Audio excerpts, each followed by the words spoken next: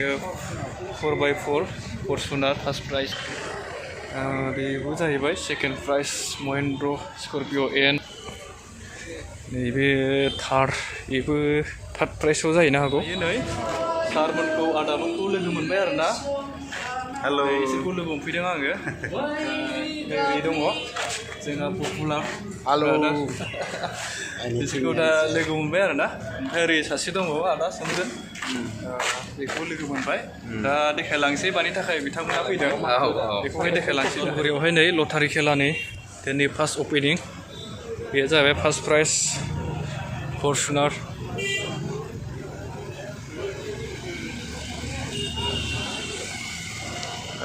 नैबिथिं जाहैबाय थार गारिजों गारि बेयो जाहैबाय स्कर्पिय एन बेयो 4x4 फार्स्ट प्राइज बेबो जाहैबाय सेकेंड प्राइज महिन्द्र स्कर्पिय एन नैबे थार्ड बेबो थार्ड प्राइजआव जाहैनो हागौ दा बेखौ बुंनो हाथ'ला जोङो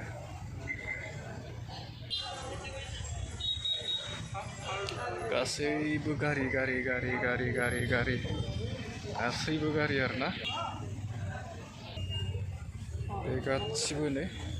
सुइफ्ट गोजा दानि निउ मडेल सुइफ्ट बरिया लानो गोसोबा लाफैनो हासिगौ नोंथांमोना गाबोननिफ्राय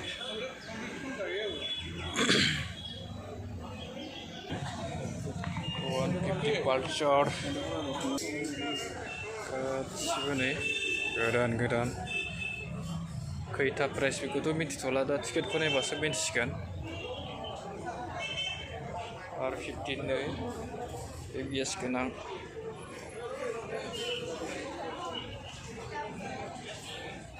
MT दामि जाहैबाय बेटारि गारि ट्रेक्टरबो दङ नै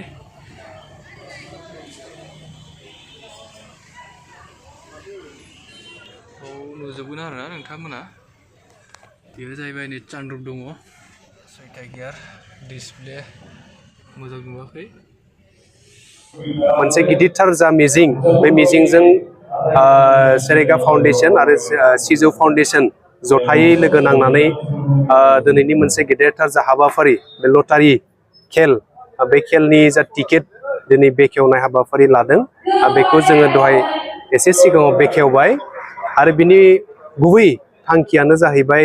जोंहा गंनै फरायसालि दङ आलारि एकाडेमि फरायसालि आरो सेरेगा सिनियर सेकेन्डारि फरायसालि दङ दा बे गंनै फरायसालिनि जौगाथाय बे जौगाथायनि थाखाय बे लटारि खेलखौ होनाय जादों आरो बे गंनै फरायसालिनिफ्रायबो फसंजेननायनिफ्राय दिनैसिम जेसेबां माने फरायसाफोर फरायगासिनो दङ मोजां सोलोंथाइखौ लानो हादों आरो थांनाय 3 बोसोराव जे मेट्रिक आनजाद होबाय बे मेट्रिकआवबो 100% रिजाल्ट मोननैबो फरायसालिया मोननो हादों आरो बिनिनो मोननैबो फरायसालियाव जे जोंनि गामि ओनसोलाव थानाय जायफोर दुखिया न'खरनि गथ' गथायफोर दङ बिथांमोना बेयाव फ्रियै सोलोंगासिनो दङ आरो आलारि एकाडेमि फरायसालियाबो बोसोराव 20 जन फरायसाफोरखौ फ्रियाव फोरोंगासिनो दङ आरो खम एडमिशन आरो खम मान्थलि फिस जों लानानै फरायसाफोरखौ मोजां सोलोंथाइ होगासिनो दङ आरो जोंनि दिनैनि जा लटारि खेल बेखौ होनायनि थांखियानो जाबाय जोङो फरायसालिखौ मोजां खालामनो हायाखै जोङो बिल्डिंखौ मोजां नुनो हायाखै दा बिनि लटारि होनायनि गेजेरजों जोङो रायजो राजानि अनसायनाय आरो मददजों जोंनि फरायसालि मोजां जों बेखौ लुनो हागोन मोजां बानायनो हागोन बे मिजिंजोंनो जों दिनैनि हाबाफारिखौ लानाय जादों टिकेटनि बेसेना गांसेयाव 100 रां जोंहा बेयावहाय बास दङ आल्ट्रा बास दङ मोजां गारिफोर जों बेयाव दङ फर्चुनारनिफ्राय लानानै स्कर्पिय आरो बाइक दङ इ-रिक्सा दङ गोबांथार माबाया प्राइसफोरा दङ नोंथांमोननि रायजो राजानि मदद आरो हेफाजाबजों जोङो बेखिनिखौ रायजो राजानिसिम लाबोदों जाय बिथांमोनहा लागोन आरो जायनि खाफालाव दङ बेखिनिखौ मोननो हागोन आरो बिनि गेजेरजों रायजो राजानि अनसायनाय मोनोब्ला जोंबो आलारि एकाडेमि फरायसालि आरो सेरेगा सिनियर सेकेन्डारि गंनैबो फरायसालिया जाहाथे मोजां जौगाथाय मोननो हागोन। नैबे समाव 63 न'खरनो फेमिलिनो 20,000 रांनि अनसुंथाइ होथायगोन। बेखौबो जों रायजो राजानि अनसायनाय मोनोब्ला आरो मोनखागोन रायजो राजाया अनसायगोन। बेनि गेजेरजों जोङो जा मुलाम्फा जायो बे मुलाम्फानि गेजेरजों जोंनि जेसेबां माने दुखुथिया न'खरफोर दङ बै न'खरफोरनो 25,000 बेखौ होनो थाखाय जों जोबथेसालियाव थानाय न'खरफोरनो बेखौ दहाय फोसावखाबाय आरो आंनिफ्रायबो बेखिनिखौ बुंबाय जों होनो थाखाय रेडि। गेलेनायनि अक्ट'आ फैगौ जानुवारि दाननि 22 अक्ट'आव जागोन। GST-खौ लानानै लटारिनि बेलायाव गोबां बेले-बेजे सोमजियो। आदसा नोंथांमोननिया माबायदि जागोन? बे GST-नि बाथ्राखौ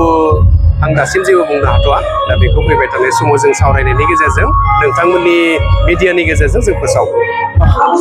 মানে এইটো চাওক আপোনালোকে আমি অসমৰ বিভিন্ন প্ৰান্তত তেনেকুৱা উপহাৰ কুপন খেল দেখা পাইছোঁ, কিন্তু ওদালগুৰিত প্ৰথমবাৰৰ বাবে চেৰেগা ফাউণ্ডেশ্যন তেওঁলোকে যি আয়োজন কৰিছে উপহাৰ কুপন খেলৰ, সেইটো দেখিলে মানুহ অভিভূত হ'ব,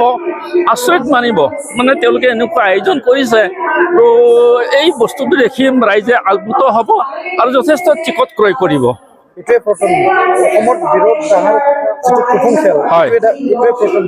এইটোৱে প্ৰথম বুলি ক'ব লাগিব। আমাৰ দেখাত আমি বৰ্তমানলৈকে ধৰা 65 বছৰ হ'ল তেনেকুৱা খেল আমি দেখা পোৱা নাছিলোঁ। দেখিছিলোঁ হাউলি ইফালে বৰপেটা নলবাৰী ইপিনে দাৰকুছিত দেখিছিলোঁ, হেৰিত দেখিছিলোঁ এই দুধনৈ, কিন্তু ওদালগুৰিত যিটো আয়োজন কৰিছে এইটোৱে সৰ্বপ্ৰথম, এইটো মানিব লাগিব। ৰাইজক কি জনাব? ৰাইজক কি জনাম মানে চাওক, তেওঁলোকে ইমান কষ্টেৰে নেৰা নেপেৰা ইমান কষ্ট ত্যাগ কৰি তেওঁলোকে যিটো অনুষ্ঠান গঢ়িছে সেই অনুষ্ঠানখন চম্ভালি লৈ যাব লাগে আৰু তেওঁলোকে বিভিন্ন আঁচনি ইতিমধ্যে সম্প্ৰসাৰণ ঘটিছে। গতিকে এইসমূহ কৰিবলৈ ৰাইজে তেওঁলোক যিহেতু নিষ্ঠা সহকাৰে লাগিছে, নিশ্চয় কৃতকাৰ্য হ'ব, উপকৃত হ'ব আৰু তেওঁলোকৰ যিটো ৰঙীন সপোন বাস্তৱিক সেইটো ফলৱতী হ'ব মোৰ ধাৰণা। উদ্দেশ্যটো তেওঁলোকৰ এনেকুৱা চাওক যে চেৰেগা ফাউণ্ডেশ্যনে তেওঁলোকে বৰ্তমান ৰৌতা চাৰিআলিত তেওঁলোকে ডিগ্ৰী লেভেললৈকে স্নাতক পৰ্যায়লৈকে প্ৰথম শ্ৰেণীৰ পৰা আপ টু ডিগ্ৰী পৰ্যায়লৈকে তেওঁলোকে শ্ৰেণী খুলিছে, ক্লাছ কৰিছে, সুকলমে চলিও আছে। আৰু তাৰ মাজতো কি কৰিছে, যিসকল BPL কাৰ্ডৰ অধীনৰ মানে দুখীয়া পৰিয়াল, BPL কাৰ্ডৰ অধীনৰ যিসকল তেওঁলোকৰ ল'ৰা ছোৱালীক ছাত্ৰ ছাত্ৰীক তেওঁলোকে কি কৰিছে বিনামূলীয়া পাঠদান কৰি আছে। আৰু যিসকল একান্ত দুখীয়া যাৰ একো নাই সা সম্পত্তি, তেওঁলোকৰ ল'ৰা ছোৱালী ছাত্ৰ ছাত্ৰীকো তেওঁলোকে বিনামূলীয়াকৈ পাঠদান কৰি আছে। আৰু কিছুমান হেৰি আছে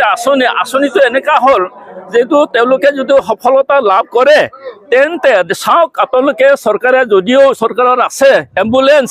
কিন্তু যথোপযুক্ত নহয়। যেতিয়া মানুহক লাগে ৰোগীয়া মানুহ কঢ়িয়াবলৈ নাপায়, কিন্তু তেওঁলোকে এই মানে হেৰিটো দৃষ্টি দি পেলাই তেওঁলোকে এখন এম্বুলেন্স ক্ৰয় কৰিব আৰু ৰাজ্যৰ দুখীয়া মানুহক তেওঁলোকে অনা নিয়া ৰোগীয়া আনিবলৈ তেনেকৈ সুবিধাও দিব। আৰু অন্য এটা কথা